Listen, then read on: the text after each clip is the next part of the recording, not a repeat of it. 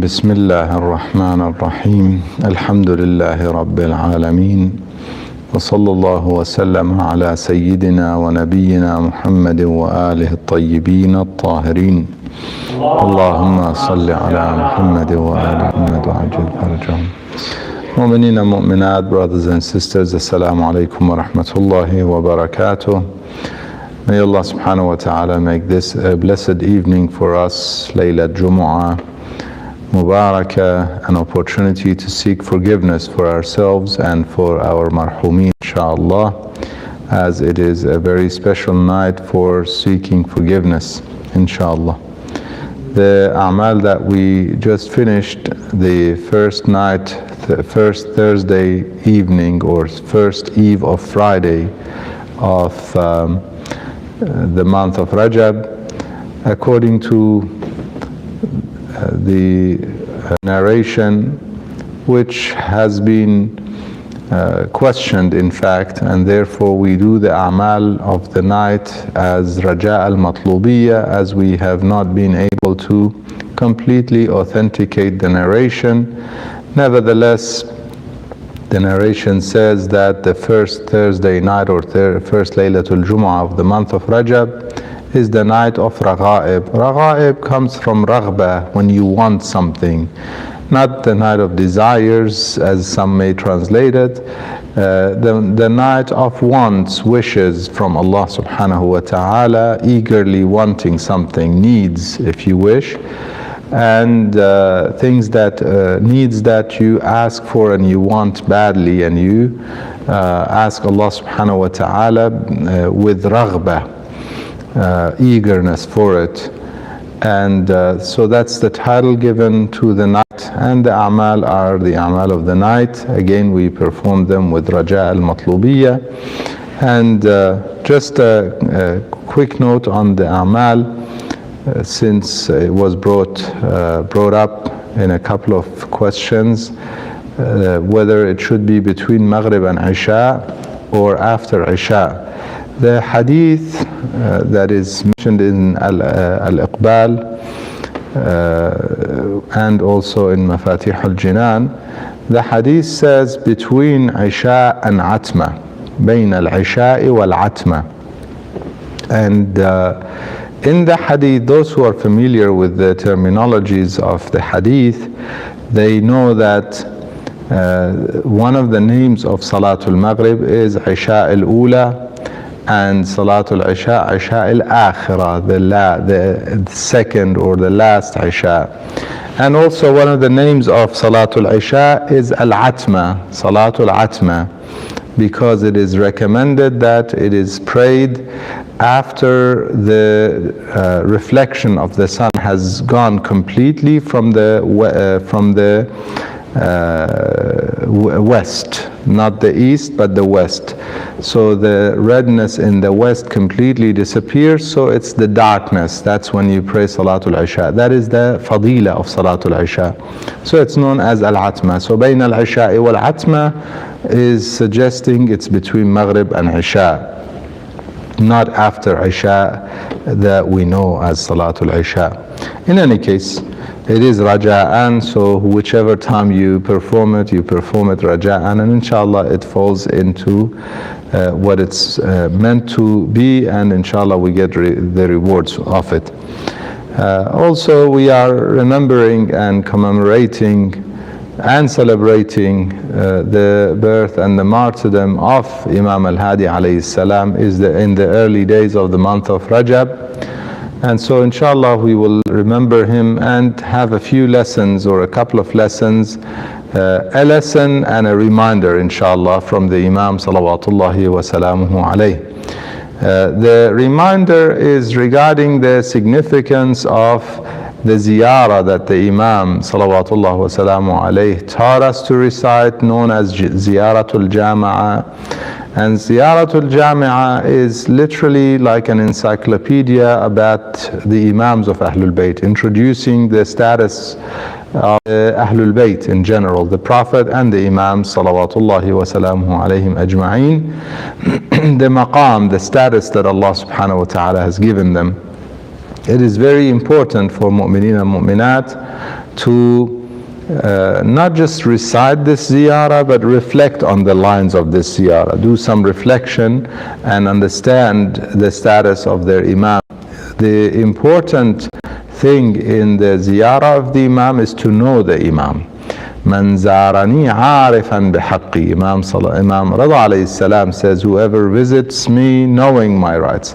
In the other hadith, whoever visits Imam Hussein alayhi salam arifan bihaqqihi. Knowing who the imam is, what the rights of the imam is what signifies that ziyarah, makes that ziyarah valuable and significant, and through it we can gain the rewards of the ziyarah. And ziyaratul jami'ah is recommended at any of the places of the burial of the Ma'sumin, salawatullah wa salamu alayhim ajma'in, whichever one you're visiting, whether you visit Medina or you visit Karbala or Mashhad or Kadhimain or Samara, anywhere you visit, or Najaf.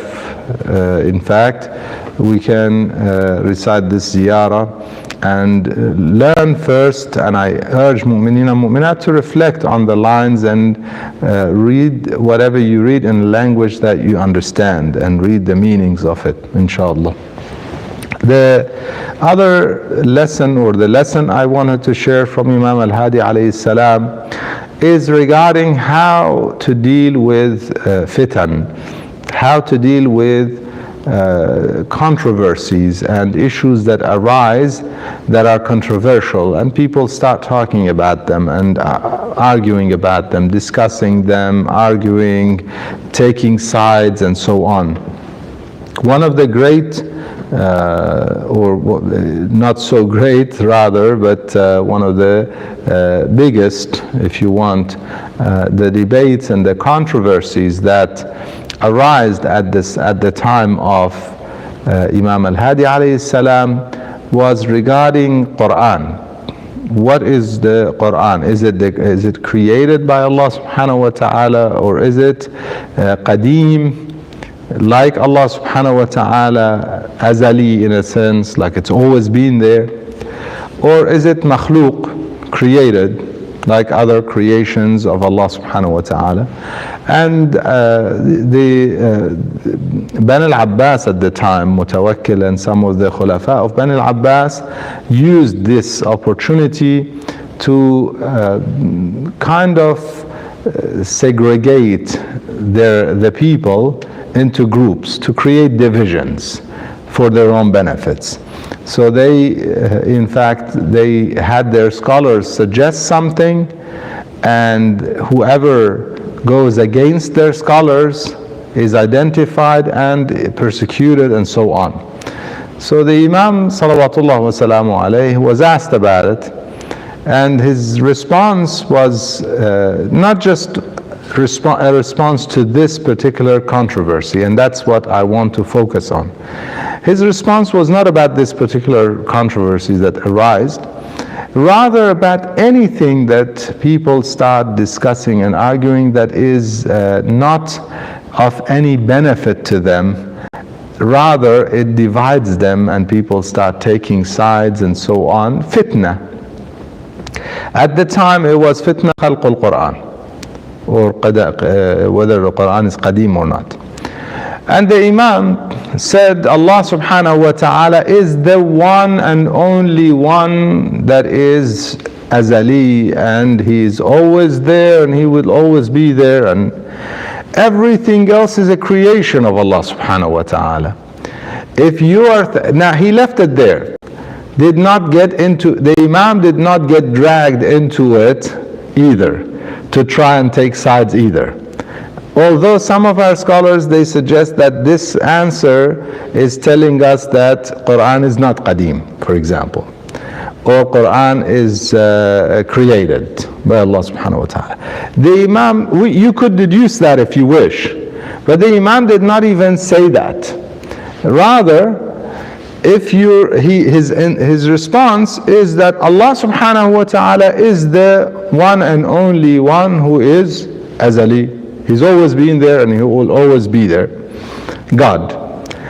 And everything else is a creation of Allah subhanahu wa ta'ala. Now, if you are suggesting, or if the question in one's mind, and this is important because this is where the whole debate came about. If somebody is trying to say or think of the Quran as what is in the knowledge of Allah subhanahu wa ta'ala, Ummul Kitab, if you wish, therefore it is with Allah subhanahu wa ta'ala. Ladayna, it is with Allah subhanahu wa ta'ala. Therefore it would be the azali. If it is what is in the knowledge of Allah subhanahu wa ta'ala, it's not separable. We cannot separate God's knowledge from Him. His knowledge is with Him.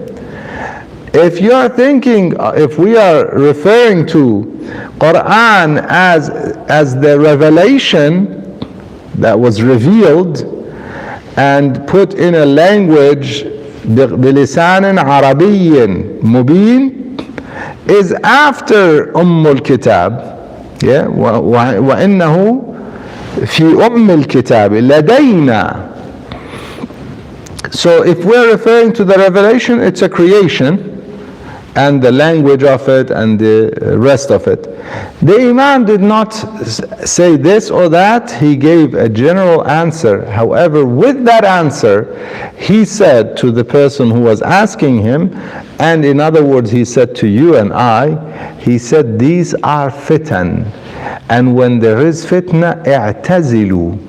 You sit aside, be neutral. Don't get involved. Don't take sides. Don't allow any party to use you. Rather, sit outside of the fitna when it's a fitna.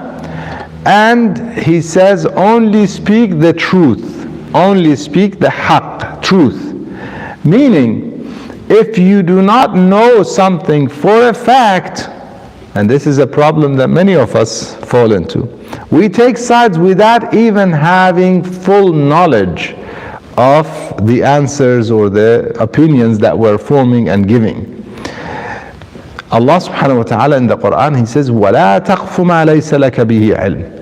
If you have no knowledge, knowledge is to know for a fact. There's no doubt whatsoever. If you have not reached that, then don't even share your opinion. And don't take sides in fitan. Only speak haqq. If you know what is the truth in the matter, speak haqq. An example, let's say in this very fitna, and we can apply this to many things that we're facing nowadays, many issues that arise, controversies. We can apply this and you'll find that the same technique can be used. At that time, somebody's debating about this very issue. What is it? Is it qadim? Is it azali? Is it with God? Is it a creation of God? What is it exactly? And one could say the truth in the matter, say, what does it matter? In the end of the day, whether it's this or that, the truth is God revealed to the Quran that we should be guided through the Quran. Quran is for guidance, hudan lil-muttaqeen. Amazing Imam Hadi alayhi salam was also given the title of Hadi because he is a guide. The Imams of Ahlul Bayt, by the way, their names are not given without wisdom, without hikmah. There is hikmah to every one of the titles of the Imams of Ahlul Bayt, and some of our great scholars and urafa, in fact, those who have reached certain level of knowledge and ma'rifah, they understand that we can seek certain things from God through the Imams and their names. So if you want guidance, special level of guidance, the level of guidance relevant to the Imams of Ahlul Bayt, seek it from and through Imam Hadi alayhi salam. And other Imams of Ahlul Bayt, we can seek from Allah subhanahu wa ta'ala special blessings and mercy from Him through them, insha'Allah. We ask Allah subhanahu wa ta'ala to grant us the opportunity to stay neutral in mischief and in any controversy that is futile for the benefit of the ummah, to only speak the truth, to seek guidance from Him, through Ahlul Bayt salawatullah wa salamu alayhim ajma'in. We ask him to make us amongst those who listen to what's said and follow what's best. Walhamdulillahi Rabbil Alameen. Wa sallallahu wa sallam ala Sayyidina Muhammadin wa alihi at-tayyibin at-tahirin. Allahumma salli ala Muhammad.